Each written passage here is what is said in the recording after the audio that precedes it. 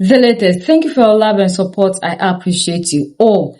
This is Aduba channel, and if you are new here, please, you are welcome, and please subscribe. Unaliving your fellow African brothers and sisters is not the solution. This video is made for some South Africans who think hate and revenge is the solution. Your fellow Africans are not your enemy. And I'm making this video to remind you of history. Who stood by you during apartheid? Who fought with you? Who helped you? Who gave you home? And who equipped you with military and knowledge and any assistance you needed during the apartheid? Who provided you with money? So I have my paper right here today to remind us of history that we shouldn't forget, because Africa should not be separated. Africans should not be fighting against each other. Let me start. Ethiopia in 1962 provided Nelson Mandela with military and political training, including guerrilla warfare preparation and for armed force resistance against apartheid. Addis Ababa hosted several Pan-African meetings. Tanzania. Under Julius Nyerere, Tanzania was a major supporter of liberation movements. Tanzania hosted ANC and liberation group meetings, strongly advocated sanctions against apartheid at the UN and African forums. Mozambique, led by Samora Machel, allowed the ANC fighters to operate from its territory, supported sanctions, and cut economic ties with apartheid. Nigeria, the biggest financial and political supporter, gave scholarship to South African exiles. It said that estimated around 100 million money was provided for South Africa in time of apartheid. Ghana, under Kwame Nkrumah, a strong voice against apartheid, Ghana became a base for anti-colonial and anti-apartheid organizing soon after its independence in 1957. These are only few of African countries. That there are more to mention. And I think it's time that we educate ourselves and remember that we shouldn't take justice into our own hands and fight against our fellow Africans. Africa should unite and fight against poverty, fight against corruption, fight against violence against women and children, gender-based violence, not against each other. And if something wrong happens, the justice system should be taking the responsibility, and we should never take justice into our own hands. Hello, my South African friends. South Africans, you need to learn something from Kenyans. Learn how we live with our neighbors. We don't actually call our fellow African brother a foreigner. Here in Kenya, we have so many Burundians. Very, very, very many people also from Ethiopia. Others are even from Nigeria. There are very many, even from Botswana, Malawi. We have very many African brothers from other African countries.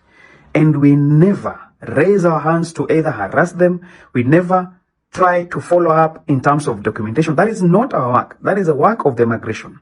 So, my brothers from South Africa, learn to live with your brothers from other countries. Learn to be able to have the spirit of Ubuntu, just like the way Nelson Mandela used to say. Let me tell you something. Here in Kenya, we have the Burundians also. These guys are making the best chapatis, and we love buying from them. They're just doing their small business. You won't see them hijacking a car. You won't see them being the ones who are stealing from people. No.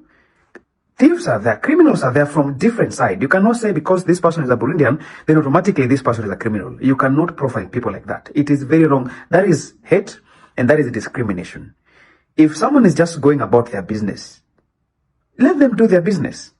If their business is not hurting you, let them do their business. In fact, you should also learn how to do business the way they're doing their business. You can't be chasing kids away from school that the kids have taken your schools. There's a process in how you register or administer a child in a school. My South African friends, please have the spirit of Ubuntu. Let us stop this self-hate. Let us live as one Africa. It is very wrong what I'm seeing happening in South Africa. I have so many friends from South Africa, and South Africa is a beautiful country. I want you to learn something from us Kenyans. We live with our brothers from other countries very well. I have so many Burundian friends. They sell their things. Some even sell across the road. We buy from them. It's good. So you just have to work hard. You don't have to blame your fellow brother for a failed system. You should be asking the system, asking right question, not attacking your fellow brother who is trying to survive. Let's have the spirit of Ubuntu. Cheers. Oh, South Africans, you're telling me you live with people who refuse to recognize that you are the rightful owner of the land, but you chose to attack your own brothers. I want everyone to see this video. Black people are not the original inhabitants of South Africa, which, in fact, they're realizing that now. When they claimed that they owned all the land, the original inhabitants, of whom there are not many left, said, excuse me, we were the original inhabitants, you guys were migrants here as well, which they were. Okay, the original inhabitants of Southern Africa are called the Khoisan. In the West, they come the Bushmen are Khoisan. Hottentots are Khoisan. But you can't use those words anymore. You now have to call them Khoisan. Okay? All right. Now, they were the inhabitants of the whole of Southern Africa. So the whole of South Africa, at one stage, were Khoisan. The black people originated in what is now Cameroon. That's where they... Hold on, Khoisan aren't black? No. What are they? They're a completely separate ethnicity all on their own. In fact, if you look at them, they're kind of yellowy. They're a light brown yellow color, Right. but they look more Asian than African. They do not consider themselves African. Interesting. It is really sad when you choose to attack your own brothers, men who look like you. I feel like this is the ultimate sadness for Africa. We might be free from colonial rules, but our mind remains colonized still. And we're still fighting for borders drawn by others. And instead of standing together and fight, you chose to push them away. Every nation has its own problem, its own struggle. But let's be clear, this is not how you solve your problem. By taking away from your brother, you will not gain anything. Believe me, it's 2026 for Africans to fight like this. Our brothers and sisters from Ethiopia and Kenya have also voiced out their displeasure concerning what is happening in South Africa. Everybody is proving to South Africans that if this generation has forgotten what the other African countries contributed to their liberation, we have the documents and we have the proof to remind them. It's like the leaders in South Africa are just watching the people. And this is benefiting the politicians because instead of them attacking the politicians or moving their focus on the politician, they are rather wasting their time, their energy on people who do not have anything to do with the situation of the people in South Africa. Our brothers and sisters in South Africa, this generation, and then their politicians are just doing things that we Africans do not like, because it's like the leaders are watching these people because they have failed their citizens. If we are talking about other citizens living in South Africa should leave the country, what about these same South Africans who have their brothers and sisters in other parts of Africa doing businesses, having homes? Should we also do the same to them? So we are asking these leaders in South Africa and the people to understand that what they are doing is wrong, because the people in South Africa are not going through the pain that they are going through as a result of the people who move from other African countries into South Africa. And South Africans must understand that it's not this generation that will stop us from entering into South Africa or moving among ourselves. This movement was possible before we even had these people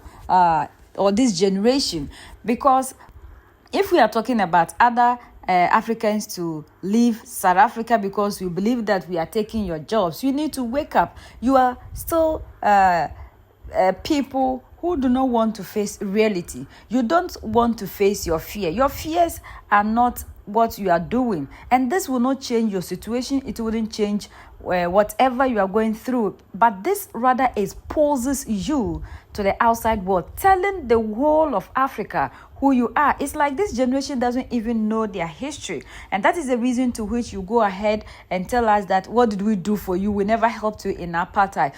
Ask and hear the amount of millions of cedis and dollars that Africans spent. People contributed just by individually outside the nation. Do you know the things that they did before you can have your freedom? This small freedom you claim you have. Go and fight for your land, South Africans. The land is what you need to channel your energy towards and stop attacking your brothers and sisters. United we stand, divided we fall, and united we keep standing forever and ever. The greatest enemy of the African is mental slavery. So let's decolonize ourselves from mental slavery. Let's keep sharing to educate our brothers and sisters. So that's the latest around the world and in South Africa.